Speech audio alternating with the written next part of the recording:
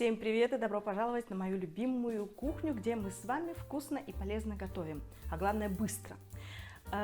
Небольшая история, прелюдия. У нас сейчас неимоверное количество яблок. Мы эти яблоки поднимаем, собираем, раздаем, мы делаем сок яблочный, мы делаем пюре яблочное, которое я замораживаю такими пластами, и это будет являться дополнением ко всем моим десертам вместо сахара. И вот опять сегодня утром я пришла с Феликсом домой, и в саду опять море шикарных, красивых яблок. Я думаю, ну что же с ними сделать? И вдруг ко мне пришла такая в голову идея придумать для вас, мои хорошие, полезный рецепт яблочного пирога.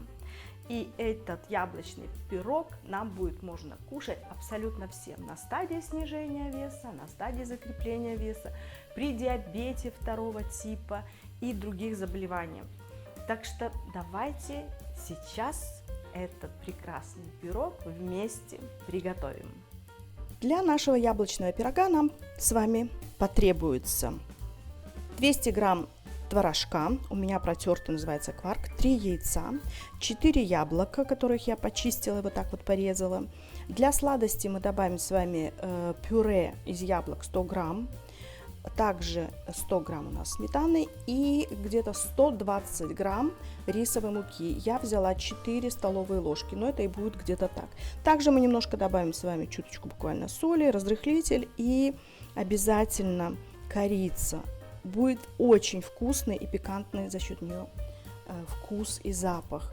Ну что, теперь мы с вами должны смешать все ингредиенты, сделать тесто и выложить наш будущий пирог в хорошо смазанную форму. Сейчас мы это с вами все отодвинем. Ну что, сначала отправляем яйца. Бум. К ним же дополняем разрыхлитель, чуточку соли, сметану. Хорошо это все сейчас мы с вами взобьем.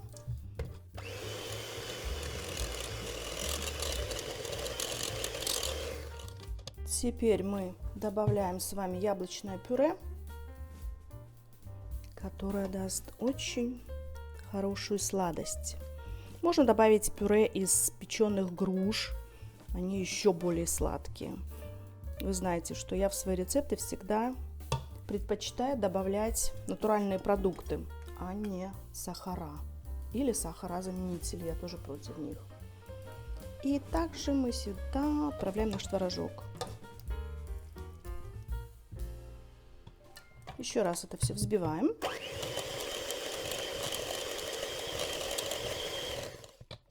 И последним ингредиентом для нашего теста будет являться рисовая мука. И теперь еще раз все взбиваем.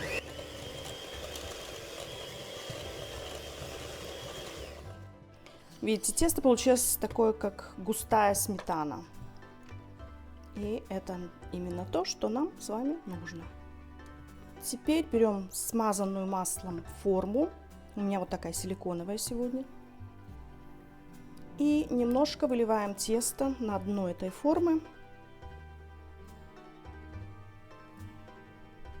И выкладываем наши яблоки. Яблочки можно выкладывать в произвольной форме, можно как-то по кругу, как вы любите, чтобы все было красиво.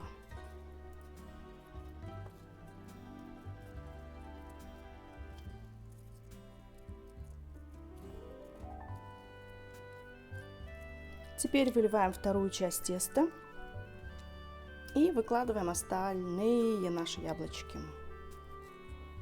Ну и в завершение мы посыпаем все это ароматной корицей. Как же это все хорошо пахнет. Вот так вот. Это, конечно же, по вашему усмотрению и по вашему вкусу. Если вы не любите корицу, можете просто добавить ванилин. Будет у вас ваш яблочный пирог пахнуть также прекрасно. Только ванилином. Наш пирог готов к отправке в духовку, которую я уже включила на 180 градусов. И он там должен постоять буквально 30-40 минут. Смотрите, опять же, по своей духовке.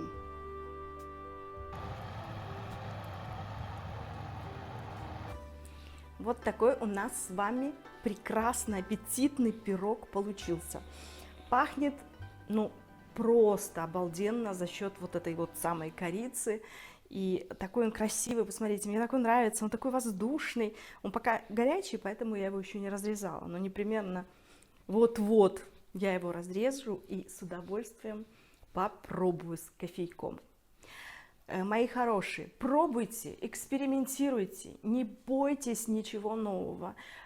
Помните о том, что ваша еда должна быть разнообразной, особенно если вы на стадии снижения веса. Если вы будете кушать все время одно и то же, будете ограничивать себя полностью во всем печеном, мучном и так далее, то вы обязательно будете срываться. Поэтому делайте вот такие вот полезные всякие плюшки, булочки, которые я с вами пеку, пироги, яблочные, как сегодня. И наслаждайтесь жизнью. Ну, конечно же, помните о том, что мы едим, чтобы жить, а не живем, чтобы есть. Спасибо, мои дорогие, что были сегодня со мной. Оставляйте свои комментарии, лайкайте, пишите, что бы вы хотели, чтобы мы с вами вместе приготовили в следующий раз. И до новых встреч. Ну а на сегодня все. С вами была любящая вас Виктория. Пока!